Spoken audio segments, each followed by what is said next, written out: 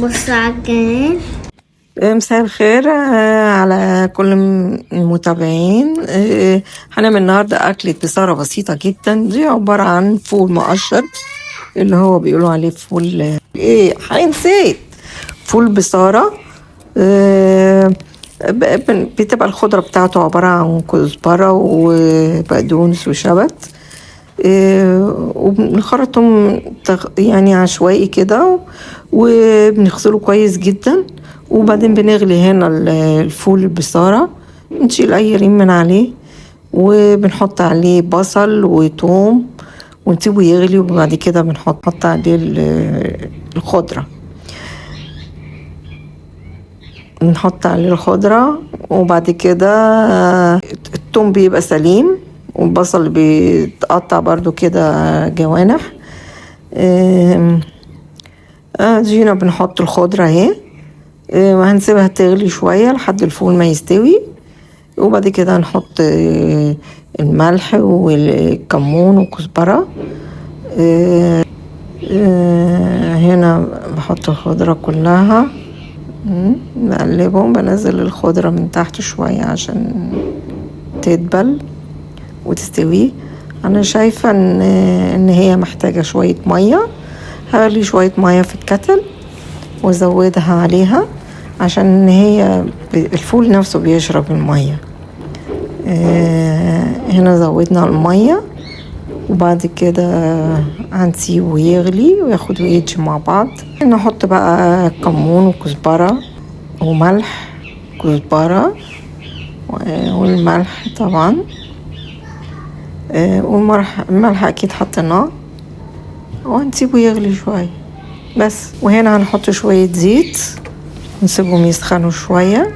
وبعد كده هنا قشرنا بصلتين وقطعناهم جوانح، رشنا عليهم شوية ملح بسيط كده، وممكن تحطي كمان عليهم معلقة نشا أو معلقة دقيق عشان يقرمش معاكي ويبقى يتحمر حلو ويبقى مقرمش بس كده. بعد كده هنحمر البصل، مش هنحط طبعا الكمية دي كلها في الطاسة، هنحط حبة حبة.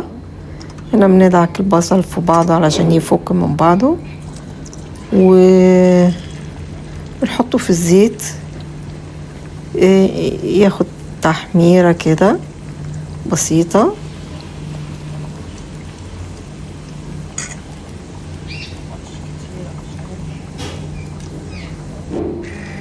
هنا بقى الفول استوى.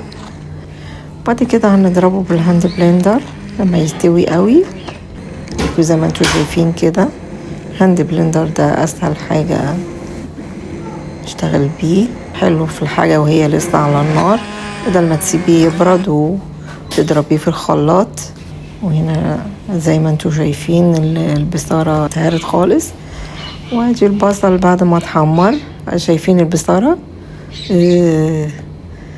اتضربت اهي، جميلة جدا. نحط عليها بسطرمة في الاخر، شايفين كده. وبنعصر بقى عليه ليمون، اهم حاجة تعصري عليه ليمون كتير كده، حلو قوي، طعمه لذيذ. بعد كده بنحط البصل بقى بيخليه في حتة تانية خالص، بيبقى جميل جدا. بالهنا والشفا. واو، حلو قوي. بص على الجمال. الله على الجمال.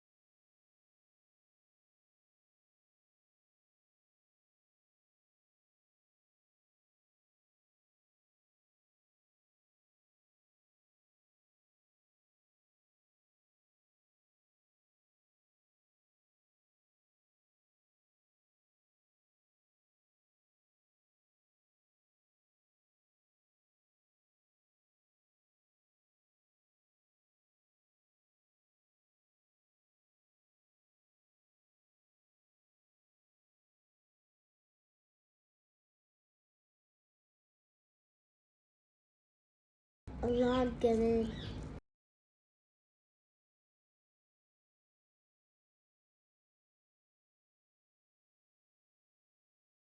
شكلي هاكلها ده.